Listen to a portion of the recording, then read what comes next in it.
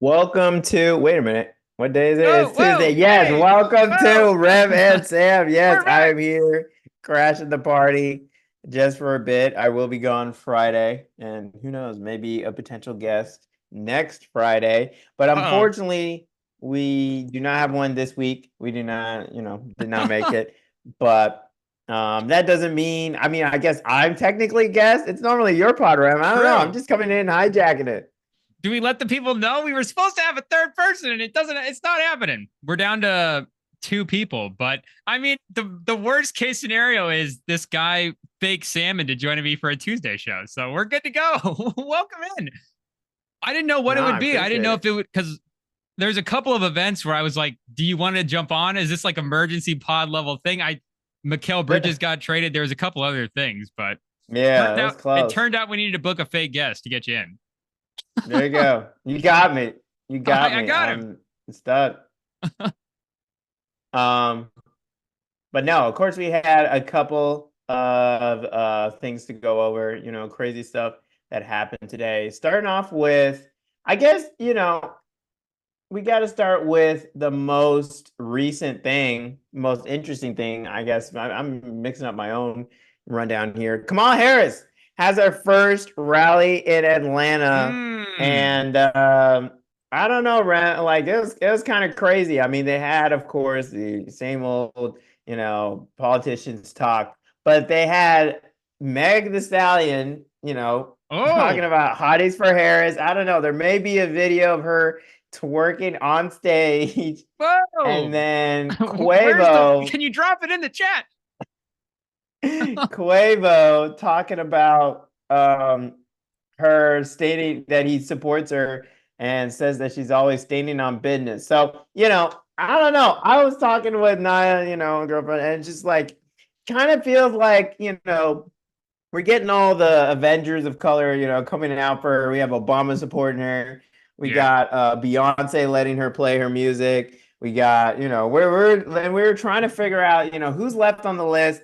Do we got like we got to get Oprah Winfrey maybe? I don't know, but she's definitely getting a lot of support. Taylor Swift, I think it came out, also was endorsing her. I don't know, Rem. It just feels like there's just a lot of support from a lot of areas, not only with the people, but, and we talked about this last week with record high donations. I mean, I think in the first 2 weeks of her donation, 600 million I saw was more than the first 3 months of Joe Biden. So, it's just crazy. It feels like it's now or never, it feels like, I don't know. It feels like the show's back on. I gotta say, when it was initially announced that Biden was dropping out, and even before we got the announcement of who was going to be the Democratic candidate, and that's its own separate thing, whatever. But before we got that announcement, I just kind of assumed like it just seemed like the just the vibe on the street was so in strongly favor for Team Trump at that point after the assassination attempt that it didn't really matter who they were going to put in that spot.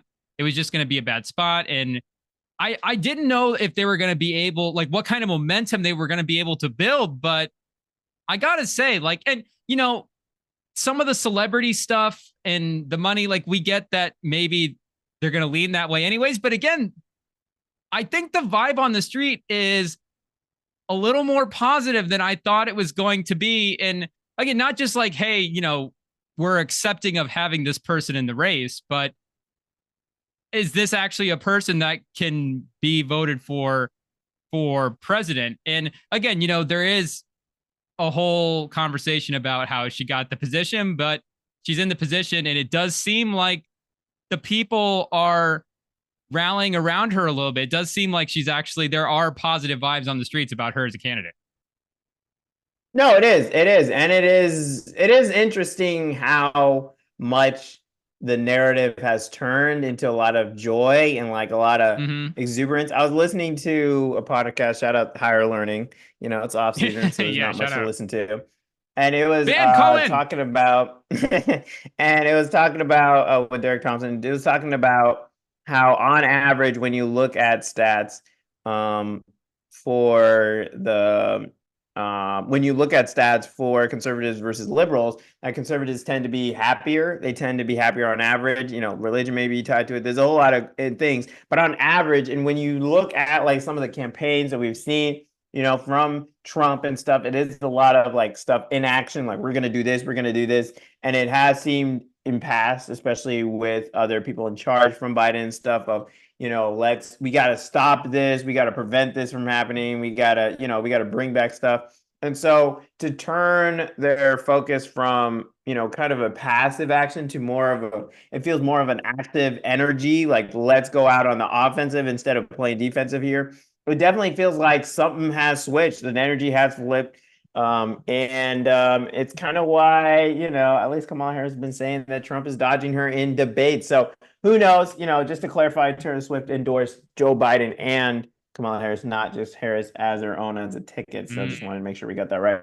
But I don't know. It just seemed interesting to me because it did kind of seep into pop, which is why we're bringing it up. We kind of do pop culture as well. That there are all these, artists are supporting her, and then we see, Charlie XCX calling, Kamala Harris is brat, with the whole vibe that trend's going on. So there's a lot of, from artists, and a lot of just push in general to really support Kamala Harris, and it's kind of interesting to see because we haven't. I mean, at least for the last couple cycles, we haven't seen this much kind of groundswell from artists all come to one person.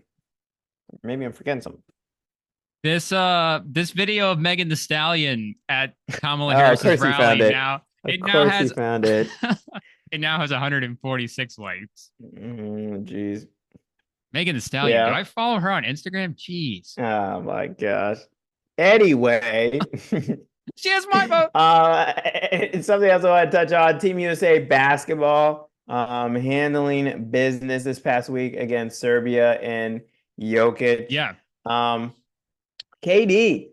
It was kind of interesting reading the stuff about about what was going on with the team and really reading about the greatness that is Kevin Durant on Team USA basketball and like kind of how he's just the undisputed best Team USA player of all time, and it's not even close. And I don't think he really gets credit for that. I mean, I think that has to mean for something when you're just like out and out the best player of all time, when you're the all-time leading scorer, when you are on pace to be the first ever basketball male player to win 4 golds, to be, just to be, and then to still find a way. I think he has the 3 highest scoring averages for the Olympics, 19.8, and the other 2 are like 20 plus.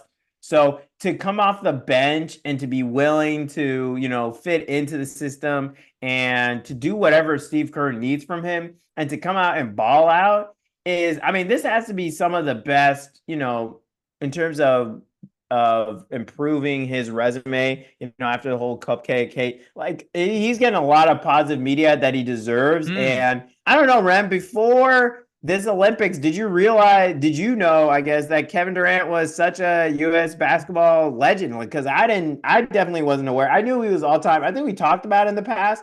Like, we look at his stats, but it wasn't like clear in a way. But I mean, him getting 4 golds really will put him on another level. Yeah, it definitely wasn't at the front of my mind, like you're saying. It wasn't something that was in like or like if you're like, what do you think of when you think of Kevin Durant? Team USA basketball wouldn't have been the first thing that you think of. But wow, what you're saying is really, really incredible, because the first thing I would have thought of is him jumping over to Golden State and the way he swung the league and just the decision in free agency.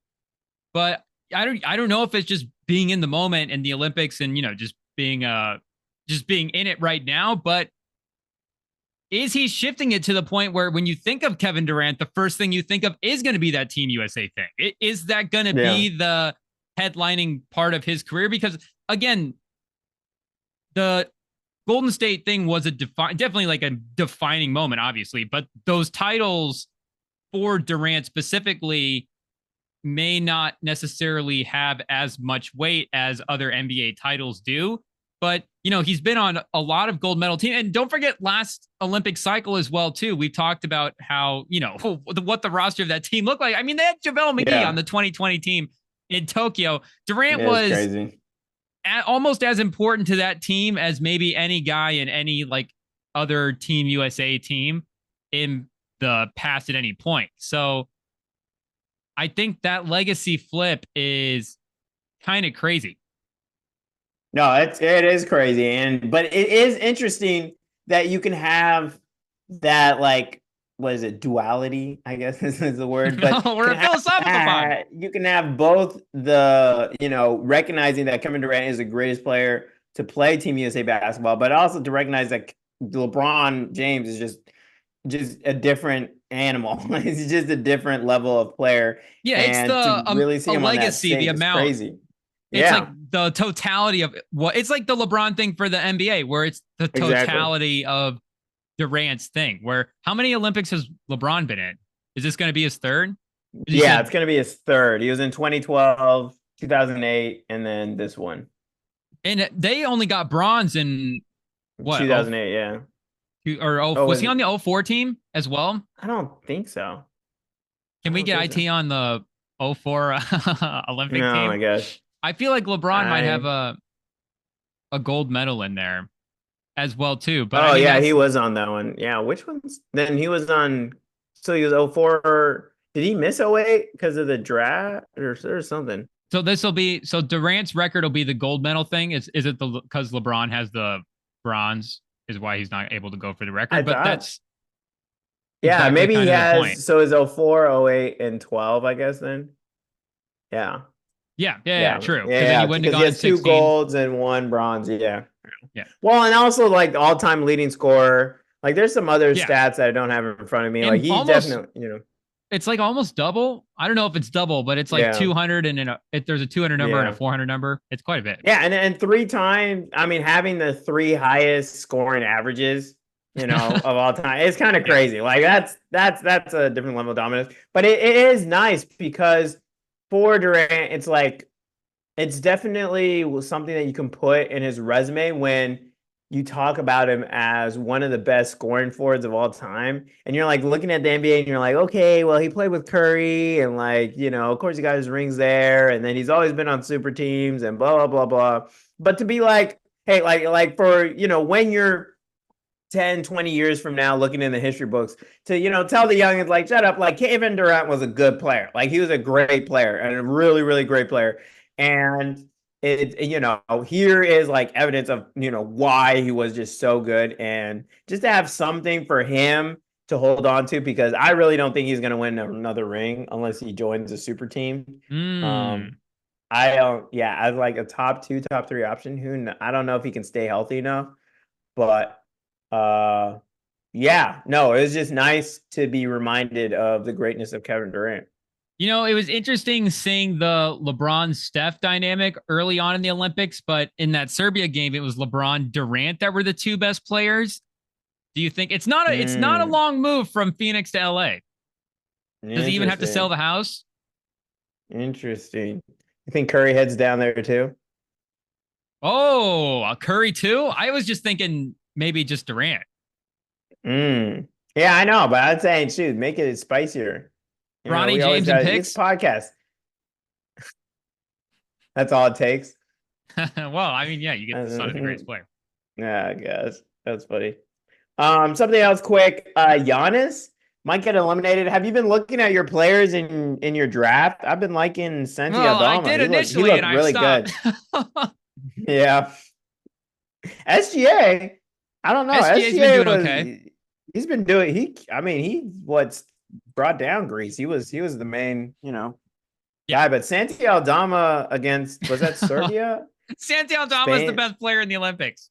He was. I mean, oh my gosh, he was just. I mean, like Jokic is like in his face, and he still knocks it down. Like, did he have 30? It was crazy. But Giannis looks good. It's just that team. There's just walk up ain't enough, I guess. Yeah, Giannis also had 30. Giannis had like 34 in that loss. But I was trying to think of a way to score the team so that it could be close. And I was like, could we do fantasy points? Is there a way to just do it? But Like even Shea is playing really well, but he's still like letting other guys get their stuff. So he was, I think, the second leading scorer in that game. Yeah. I mean, I think once you picked JT Thor and Bruno Caboclo, I think you kind of knew your team was good. Well, I'm who would just you have taken saying. off of South Sudan? I was Carlick Jones. I would have taken Wenyan Gabriel, who I did take. I mean, JT Thor, I man. think I Gabriel don't went like know. 0 for 4 in a game. Yeah, Gabriel's my one hope. but he can dunk though. He can go inside. I don't know. It's True. Patty Mills. I think moved into what was it, top 5 scorers of all time for Olympic basketball. Yeah, Whoa. he scoring a three. It might have been Olympic or was it? Let me see. Patty Mills, Patty Mills, top 5? Mills milestone. Let Wait, me so is see. Durant, where's Durant all time Yeah, I should Olympics? see that. Can we get like an all time for the field? Does Patty Mills have more Olympic points than Kevin Durant? Maybe he's Number played in a 6. few more Okay, tournaments. here you go. Here you go. So he's number 6 all time. Um, yeah, number 6 in all time for Olympic scoring. You see, I knew he was a dog. Wait, how is? Oh, wow. America's not even in the top. Well, so you got to think about it. Like, these are for countries where you have one good player and he's going to play till he's 40. So USA isn't even in the top 10 because, he's going to get replaced by someone else good. So the top 10 is Oscar Schmidt Oscar from Schmidt. Brazil, Andrew Gaze from Australia, Pau Gasol, Spain, Hmm. Luis Scola is a top 4 Olympic scorer of all time, Whoa. Argentina, Walmir Marquez from Brazil, then Patty, then Manu Ginobili, oh my gosh, from Nobly. top 7. Then we got some countries that don't exist anymore. Sergei Belov from Soviet Union, Drazen Petrovic, Yugoslavia, Croatia, Drazen Dilic. But anyway, Oscar Schmidt, who is, let's see, Oscar Schmidt? Oscar Schmidt, legend, took down the Yeah. USA in one of the Olympics. I forget which one it Mm, was, but I remember I watched some documentary on it at one point. And yeah. I I don't know if I just want to throw this out there as a fact or as a legend, but I want to say he scored like 40 points a game in one of those Olympics. It was Jeez. just like insane. He was apparently like the best player ever to never play in the NBA. One of those mythical Yeah, I could see overseas that. guys. Considered the all-time leading scorer in the history of History of basketball basketball, yeah. with 49,973 points when you combine his pro and longest career span of a basketball player at 29 years, professional basketball player at 29 years. That makes sense. I mean, you're playing, who Played for knows? 30 years. He did make it to the league. He did make it to the league, drafted in 84, 6th round, 131st pick by the Nets. He had the draft rights and he played with their training camp and preseason, but he declined their contract because it was a lot more money than he was getting in Italy. And also because it would have meant that he could no longer represent Brazil. Oh, because Oh, they couldn't play on national teams until 89. So, wait. So wow, that's crazy. would he have been just out of the Olympics, or would he had to play for Team Yeah. USA? No, so until 89, NBA professional players couldn't play or Oh NBA yeah, players couldn't play on. Yeah, and then they lost and they're like, "Oh, snap, we actually got to tighten up." But true, true, yeah, he true. played in 5 Olympics, second player to ever do so and top scorer in 3 of them. So he had a 24-point average in 1980. So, No. I get, oh, no, you're right. In 88, he scored 338 points with an average of Oh, there 42.3 it is. points per game.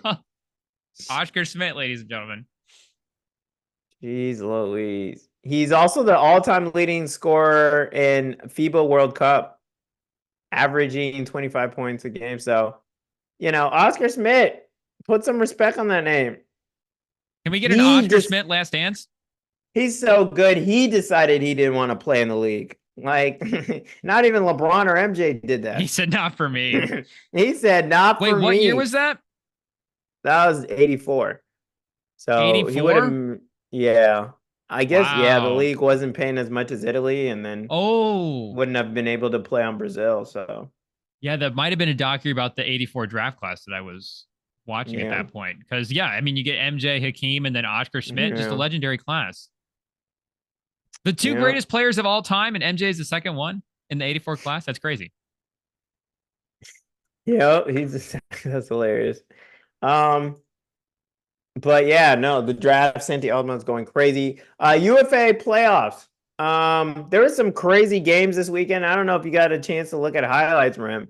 Mm. But the Ultimate Frisbee Association held their quarterfinals this past week, and there's some crazy overtime games. So let's see here. Let me try to pull up the Is Babbitt scores. still in it?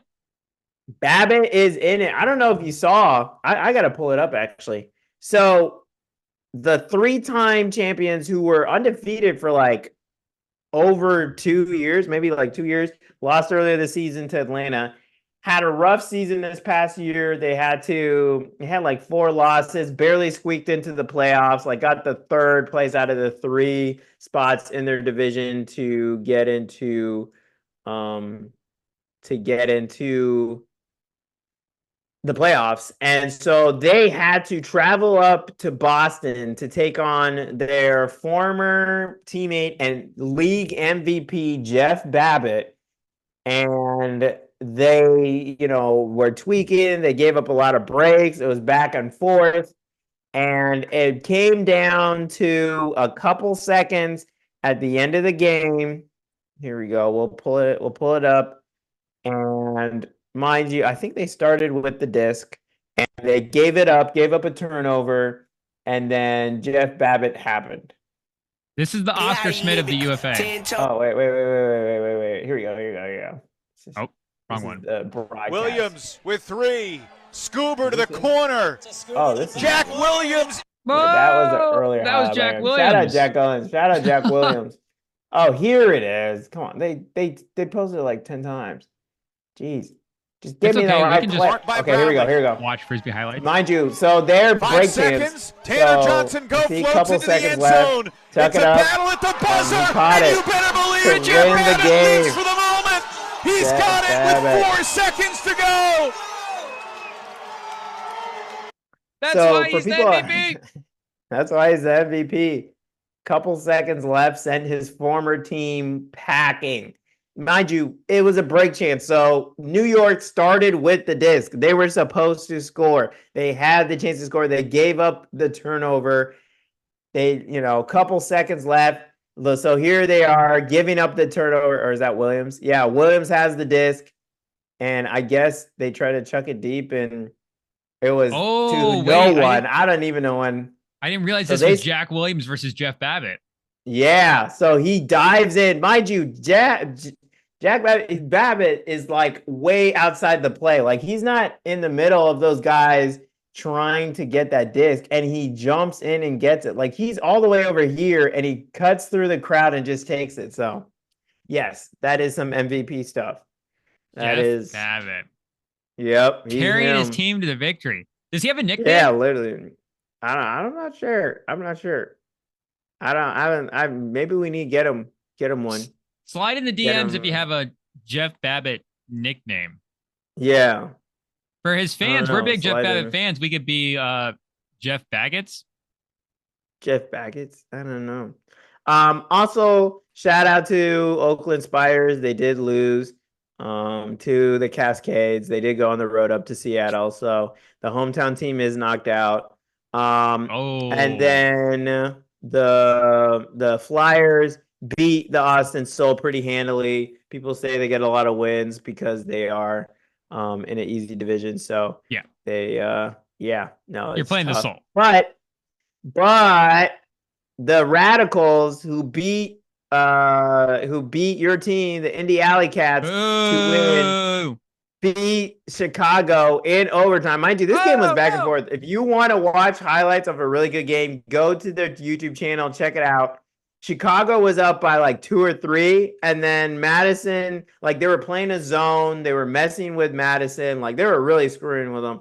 And then Madison just figured it out. They had mind you, an Iowa product, Mitchell McCarthy, led him to when here he is getting the block. He's under center. He was part of the comeback. They were like down by 2, and he led the comeback, getting the block and tossing the assist for the score.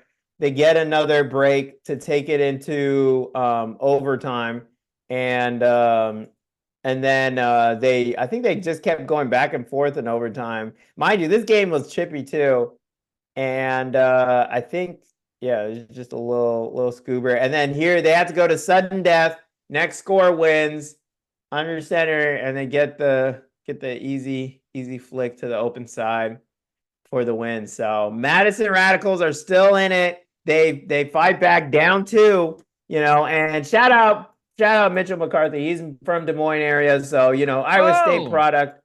Not really from Iowa, not Iowa City, Iowa, but still an Iowa guy, and we always support. So wow, shout out to him. If it wasn't for Kalen Clark, it would be the hometown of Mitchell McCarthy. Hey, you tell. Wait, the Chicago what? What's their team name? Chicago Union. Chicago Union? Yeah. Angel Reese, if you want to go to Chicago Union game next year, let me know. And killing it. I'll get the tickets. They can be on me. But yeah, these are the stats from the past weekend. Jeff Babbitt goated 5 scores. I think he had almost a third of their points. Khalif Al-Salam. Tobias Brooks also had a great game. Rookie from he's a he just finished his freshman year at Colorado, and he's already putting up like veteran numbers in the league. So what is this? Is this first team all UFA? These are like the best performances from this past week. So this is the playoff guys. Oh, I got you. Yeah. They were cooking. So who was on scores as assists first and team goals from this group? This would be like the first team. They haven't released those. I think they do at the end of the year. Oh, I got you. Yeah. But that's your UFA corner. Also, US Open is this weekend, so some big it's going to be weird because a lot of the UFA players aren't going to be there, I think. Let me see. Or no, they're delaying actually the semifinals till next week just because so many of the players will be at the US Open this weekend with their club teams, because it's like it's a huge, US Open also gets international teams in there, so it's not gonna they're like no point in having the playoffs if no one's gonna be there. So that's happening over in Frisbee world. But no better time to watch some Frisbee. I'm telling you, it's spicy right now. Is there live YouTube games again this weekend? No, I think they're done with that. That was only regular season. I was looking at the schedule. So the playoffs are not this week, but next week, the next round. So the semifinals are next week. Yeah, not this upcoming weekend, but the next one.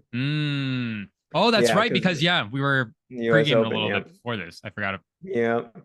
About our. Do we have some best teams from the area? We don't want to make any promises, but are we going to do some special stuff for the UFA playoffs? The UFA Final Four. We'll see. We will see. We're going in depth. We might have a friend. Yeah, well, we're definitely going to be going in depth for it. No, I'm excited. No, and I'll definitely be keeping an eye on this US Open. Also, there's the Canadian national team will be there, Australian national team. There'll be a couple national teams showing up, so it's serious. It's serious stuff. If pickleball's an Olympic sport before ultimate frisbee, I'm going to be upset. It is funny because it'll be truck stop first test without their talisman, Rowan McDonald, who was player of the year 2 years ago. So anyway, we'll see. Yeah, they're seeded number one because they are the reigning champs. But yeah, I think Dig could win it with Jeff Babbitt and Rowan. And they got a really good team. It's hard to bet against Jeff Babbitt at this point. Capella. Yeah, I don't know, man. Tobe Dakenray. They got the Belgian. I don't know. It's crazy. He's just having another one of those runs. Wait, when was the last time he got the ring? Was it 2 years ago? Who got the ring? Babbitt? Oh, yeah, it was last year. They won. Okay, they won the last 2 years. Go back to back. Yeah, he could go back to back. They won. Yeah, go 3 in a row. Oh, Mahomes. Yeah. He could be Babbitt the might get it Mahomes first. of I might bet on Babbitt. yeah. I mean, it would be literally impossible for Mahomes to get it first. So if he wins it, if Babbitt wins it, so Are Babbitt's teammates getting Deweys? oh gosh, are they getting carried? Are they checking each other in practice? Oh my gosh, fighting. Babbitt Anyway, needs to date a pop star. One of these. Get get on it. Last thing was something weird I saw. Is Team USA just not gonna get any medals, any golds this year? Because right now we're at 26 total medals. That's almost twice as much as the number one, with China at 14. Or I guess France has 18. If you Golds? go off of it. Let's see, who has the most medal? Okay, so the next closest is France at 18, but we have 26 total medals, but only 4 golds. Japan's right now leading the way with 7. I don't know, Ram. I don't like what's going on. I thought we're all about gold or nothing. Well, I mean, we're not just seeing it with basketball. I know as basketball fans, the conversation it's mostly swimming. Well, the influx of how the international talent is catching up to the USA. Yeah. I mean, it's not just basketball; it's the rest of the world as well too. So, but if you look at some of the medal count stuff and like where they're actually winning the events, let me see if I can pull the. We'll see. Shout out to U.S. Gymnastics women's team getting gold today, killing it. Simone Biles is the GOAT. What event was that in? I saw that they won today at work. It was like artistic gymnastics team. And then men's got bronze for the first time in forever. They've still got like all round and a couple. Yeah, there's a couple other. They could get a couple more. Yeah, it's gymnastics, track, and swimming that like it's like you can rack them up. That's where you get like it's just. So I think once track happens, I think we can get there a couple. Noah Lyles better back up all that talk he'd be having. That's all I gotta say. You know, he be yapping a lot. So for the gold medal right now, Japan is number 1. Yeah, with 7 as of the time we're recording this on Tuesday. Japan has been killing it. I can confirm from watching the highlights. And if you look at their golds, they've got artistic gymnastics, fencing, 3 golds in judo, 2 in skateboarding. The second is the People's Republic of China. They've got 3 golds in shooting competitions and then 2 in diving and 1 in table tennis. Table tennis is great to watch, by the way. Yeah, table tennis, Nikki, one of the great sports. And then Australia is also tied with them with 6, but they've got 4 of their golds in swimming. They are. It is a good swimming country. And they've also got 1 in canoe slalom. That's so they're crazy just crushing to the water sports right now. Yeah.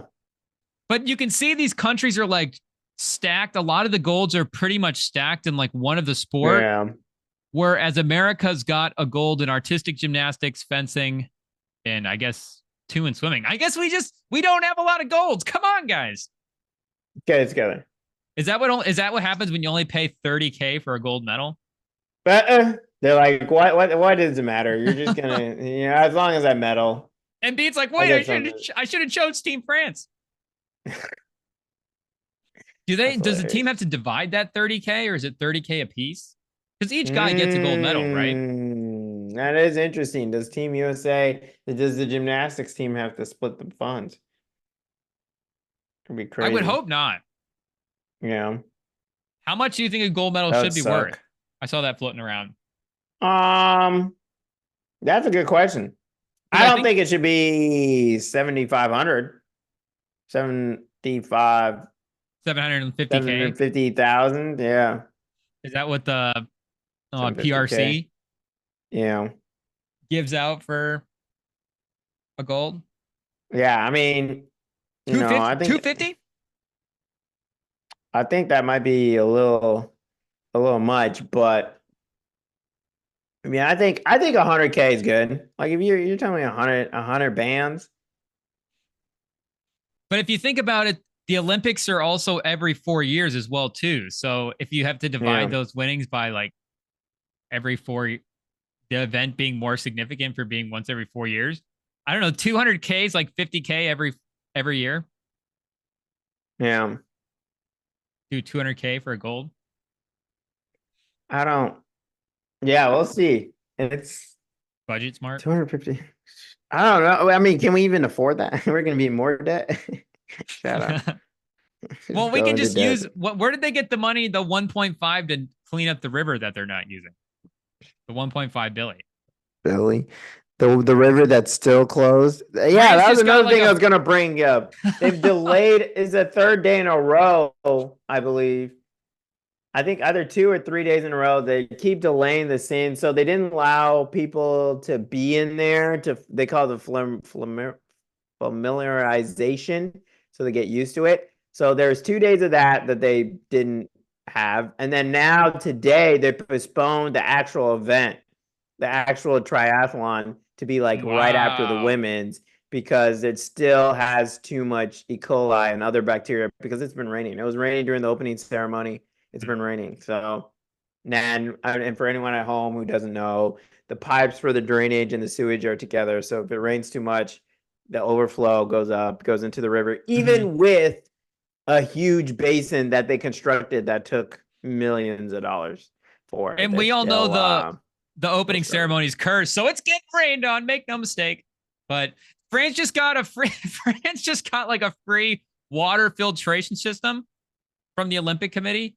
Or a free basin or whatever. Well, they paid for it. The Olympic Paris Committee paid the one. No, Paris. Oh, the Olympic Committee got a free one, but you know that's. True. France paid for it, so France dropped the bill on that, and it's.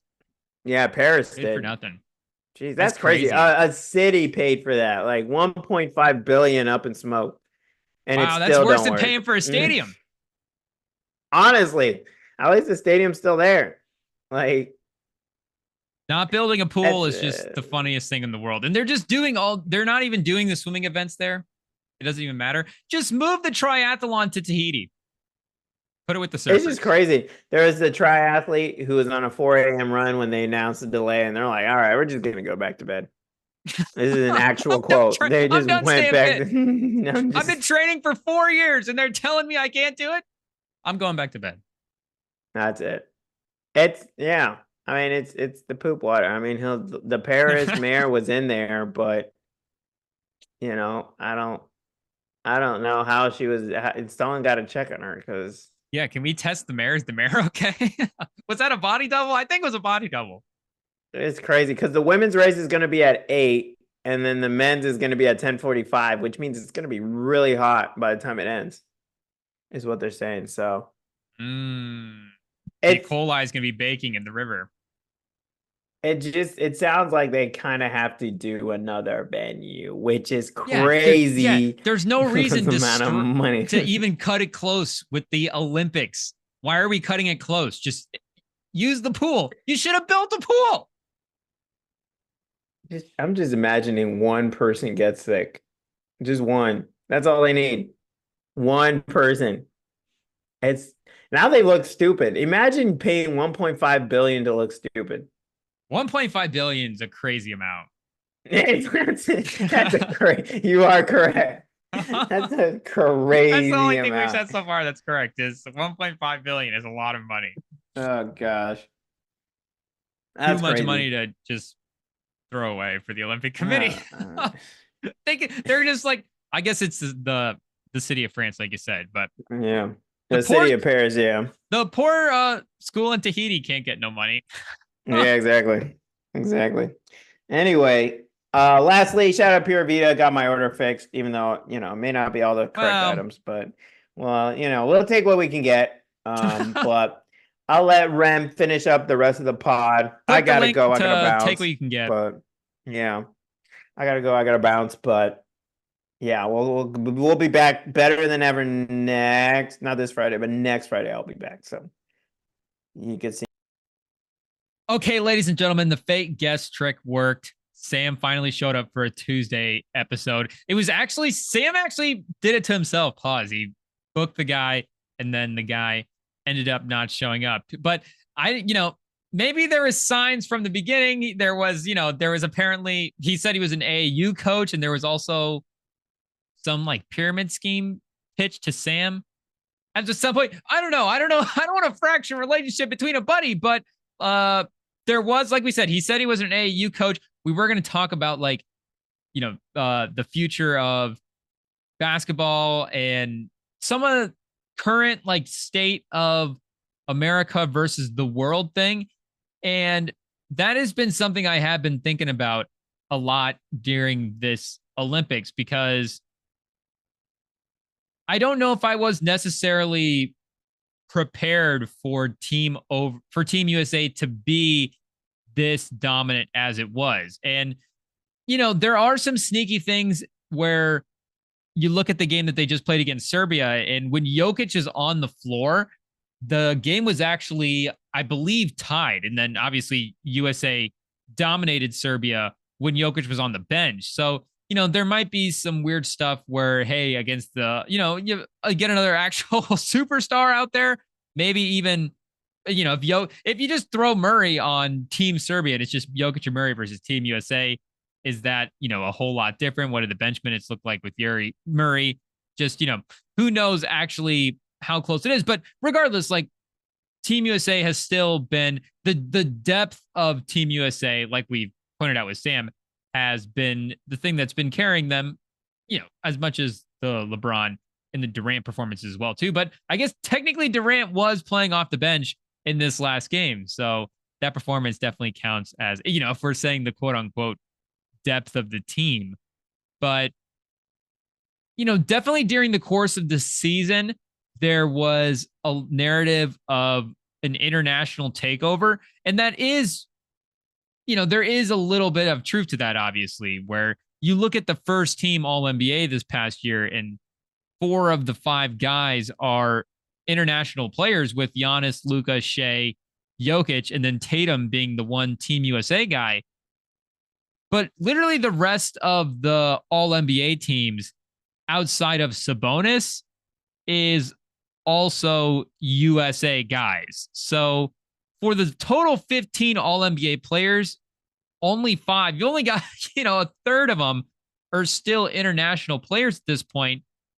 And with the amount that the NBA has grown, and we're seeing the league, really become a competitive international sport on a level against the other leagues like the NFL. Like, it's just not competing against the NFL the same way that it is domestically, but you go over there internationally, and I know the NFL is starting to really dip its toe in there. And once it starts to do that, maybe it just takes over in the same way. It's going to be, there are people too. They're going to be hypnotized by the same thing. But, basketball, still the access to it, like the growth that we've seen internationally means that, again, the access to the game has grown. The ability to find talent overseas has grown. And the amount of international, the overall pool for international talent is bigger. And I mean, we're doing simple math here, but once you start pitting the American pool versus the world, America only represents a small portion of the world. So if we're really, if we're really concerned about diversity out there, we'd want a few more international players on the All-NBA teams. But, if we're still concerned about the American dominance in the sport, which, I think on Rem and Sam, of course, we still are. I almost wonder if we need to start thinking the other way, where in some degrees it's just as impressive that America is still has this many dominant players. And, again, it's a little conflicting because you see the depth that America has, where just the 2 and 3 guys, obviously from the Europe teams, it like really fall, and that just falls off too. Like, in Canada, it's like, you get like Dylan Brooks, Dwight Powell, there's some rotation NBA guys, and then some other teams, it's obviously dropping off to where it's maybe this guy would be spending time in the G League. I had faith in you, JT Thor, and he's been letting me down in our international team to beat Team USA draft. But there's still a chance maybe he drops a couple of big games. They got USA coming up? Is JT Thor going to show out again against Team USA and hopefully get my team back in it? against Sam, but I still think America is as dominant as it is internationally because, the dream team, I forget what the number was. I was seeing it floated around this past week, but just the amount of international players that were in the league in general at that point was, directly due to how talent was able to get into the NBA. And I think it was even like 60, maybe like 63. I believe it was in the 60s for the amount. Maybe it was 69, the amount of players, international players that were in the NBA like in 1992 when the Dream Team did their thing. So I guess I should have, I don't even know where we would start doing the math to, equate the dominance. But again, with the talent pool that the world is at this point, the fact that Team USA is still as dominant as it is still to me really impressive. Again, even considering the fact that some of the most high level players in the NBA right now are still, are starting to become international players. And we're still seeing more young international players join in like Wemby, but we're also going to see hopefully a influx of American talent also joining the NBA. Cooper Flag is going to be in next year's draft. And then I believe in 2 drafts from them, we get the Boozer twins, but we also, Ace Bailey is in this next draft. And then I was looking at some of the other names too. And it does, the word on the street is this is definitely a great draft. And I don't know if it's just the rebound draft from 2024, but it does, there are definitely a bunch of really intriguing prospects, but I definitely think we're going to get some, hopefully, like I was saying, some more American star players in the NBA. But if you go through, I was looking for countries to have like multiple all-stars playing in the league at the same time. Because again, if we're also talking about, America is the talent, again, we're also pitting it against the world. So do we have to get to the point where we start pitting America, against individually country to country? Because once we start doing it at that point, it's like we're not even close, because like we're seeing with these teams now, at most you're going to have 2-star level players like Team Canada right now with SGA and Murray. But, Murray has never been an all NBA guy. And I don't think Murray's never been an all-star technically as well either. So, we'll give him the nod as an all-star level talent, but as a pedigree guy, Murray has never necessarily accomplished that.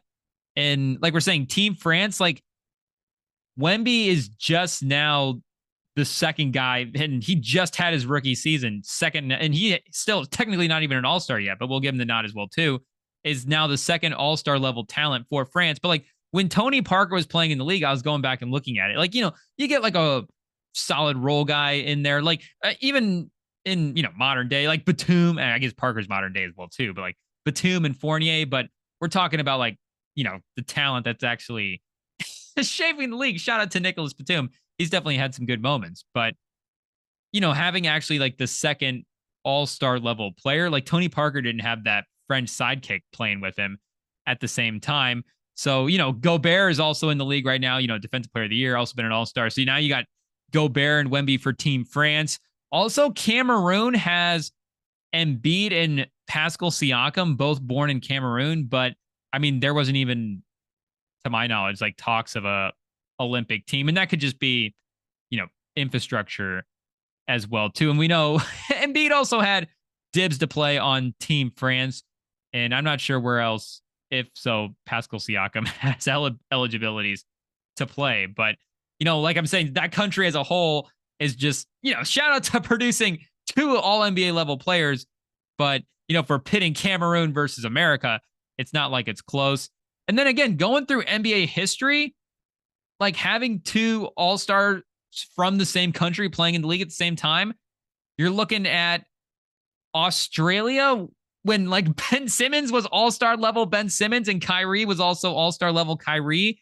But, there's also some weird overlap with the Kyrie timeline and the Ben Simmons timelines where I don't know if those guys were necessarily at their peaks at the same time. And, obviously they're both still in the league right now. I don't know if we're counting Ben Simmons as in the league, but, back a couple years ago when Ben Simmons was actually playing, you have to give them the nod for having the 2 all-stars. But otherwise, you're looking at Germany had a couple of runs where they had Kiki Vandeweghe and Detlef Schrempf. That's a pretty good two-person combination. Let's double check the all-star games made for both of those players, because I'm definitely certain that they made all-star games. Kiki Vandeweghe, 2 all-star games. Detlef Schrempf, 3 all-star games, 2 times 6 man of the year, and also snuck onto an all-NBA team as well. So I guess Detlef Schrempf is the Shai Gilgeous-Alexander, and Kiki Vandeweghe is the Jamal Murray. But Detlef Schrempf, just underrated player. 14 points a game, not necessarily like jumping off the page, but 49% from the field, 38% from 3. I know he's a big guy, so maybe 49% is a little bit lower, but, on the brink of 50-40-90 for, or, 50-40-80 anyways, for his career is pretty solid. That's back 80s and 90s when necessarily shooting wasn't at a peak. And the 94, that All-NBA season, he was 52% from the field, and he was 51% from 3, 84% from the line, 19 points a game, 3rd team All-NBA. So, shout out to Detlef Schrempf. And then also, there's a little Dirk Boozer crossover. Carlos Boozer, back-to-back All-Star for the Utah Jazz. And then, of course, Dirk with his run of All-Stars. I want to say 06, 07 for Boozer. Yeah, his first one, 06, 07. And then he also made an All-NBA team as well in 07, 08. So I'm going to assume that Dirk was on All-NBA that year as well. So do we have 2 Germans on All-NBA? Dirk was on second team. So shout out to Germany, 07, 08, sneaking on 2 All-NBA players. But like Ben Simmons and Kyrie were not All-NBA in the same season. I'm pretty sure Ben Simmons has never made an All-NBA team. I know Bill Simmons talked about voting for him. Oh, he did. He did make it in 1920. Man, what happened? What happened to Ben Simmons? I'm sure there's already 100 YouTube documentaries, but I'll watch 100 more. That guy, I still have stock. I'd trade for him if I was San Antonio, but 3rd team All-NBA in 1920. But I think that might have been like a Kyrie year where Kyrie was doing his thing. Yeah, he's nowhere to be seen on All-NBA or All-NBA voting, which not receiving a vote means he probably wasn't out there a lot. 20 games. So that was his first season in Brooklyn. So even for Australia with their 2 All-Star guys in the league, I guess the season before when Kyrie was 2nd team All-NBA and an All-Star, and then Simmons was also, that would have been his first All-Star game. That would have been the 1 year with the crossover, and then Simmons with his one little mini ascension, Kyrie with his dip down. But Lithuania, shout out. Sorry for not getting the name there. Lithuania had in the 90s, speaking of names not getting right, Arvydas Sabonis we're going to get because we know him. But another teammate that he had, oh man, I'd shout out to this guy. If you want to look up a Hall of Famer from Lithuania, I think there's only 2. It's this guy and Arvydas Sabonis.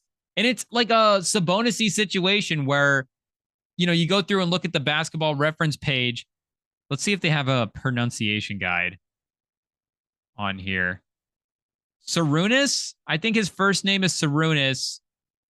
Yes, Sarunas is the first name. They do have pronunciation, so we should be able to get this.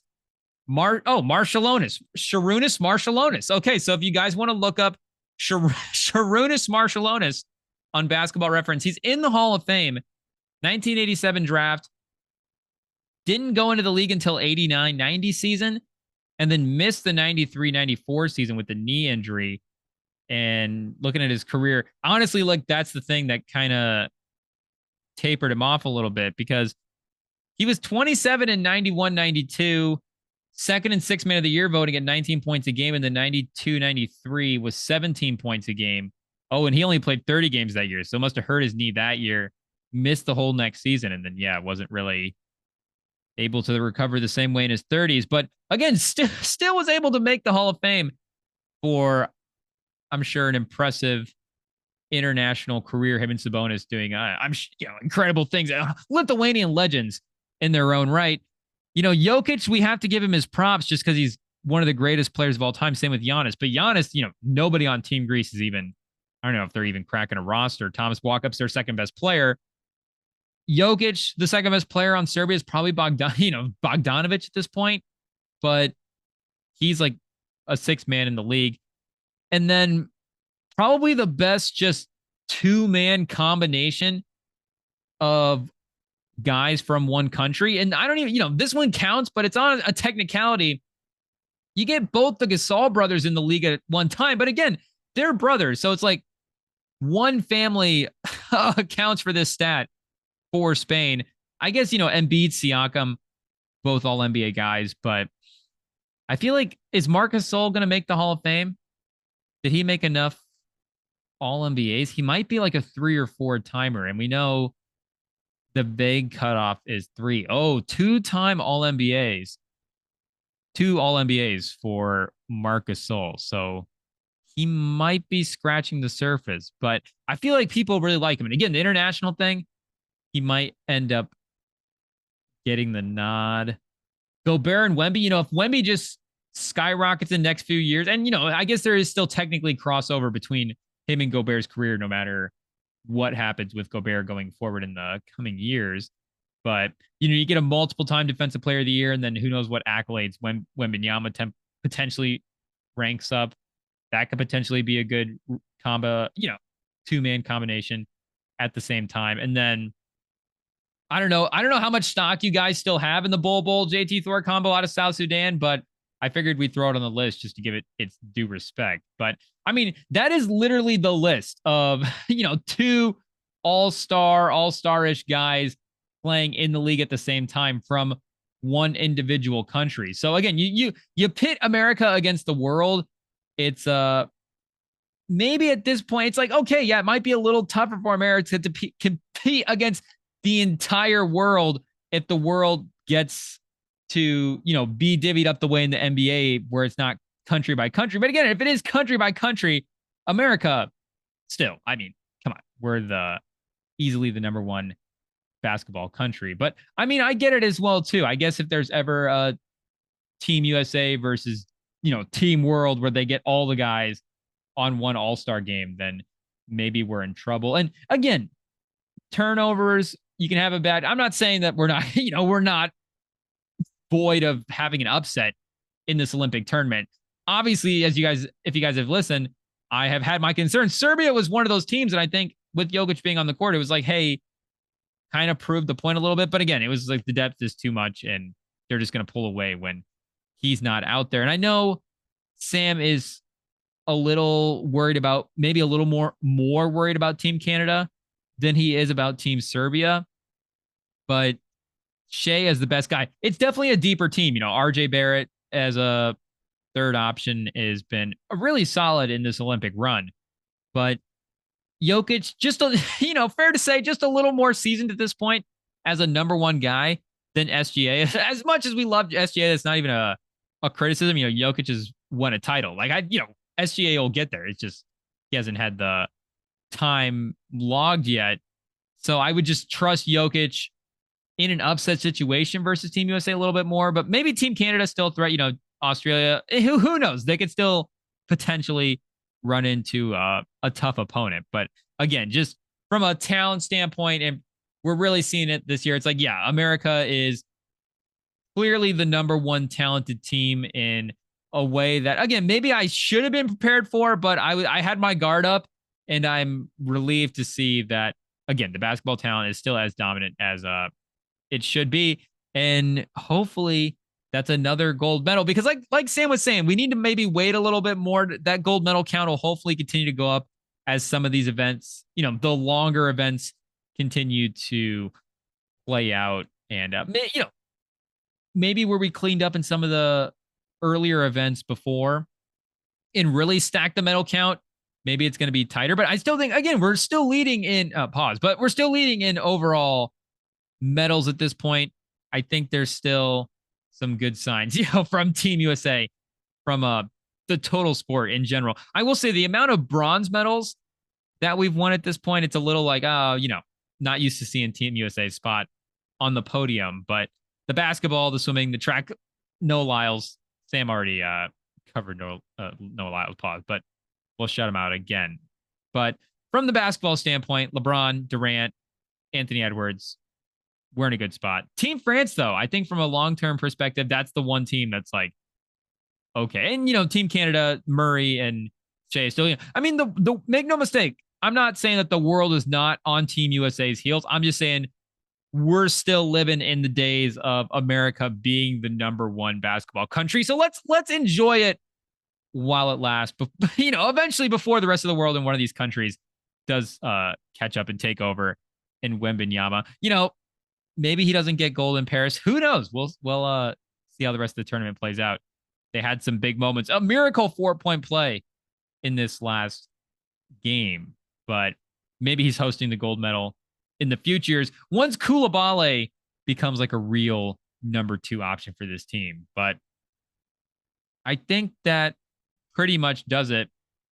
I think all these other rants about AAU basketball we're going to save for the coach, but unfortunately the the coach might need to take some coaching lessons and figure out what's going on. But shout out to him. Hopefully we're able to work something out, and we haven't totally cut that off at this point. But we'll have to save these questions about the impact of TikTok and youth basketball for some other time. But follow the feeds, follow Rem and Sam on Instagram, Rem and Sam podcast on YouTube. We're on Apple, on Spotify.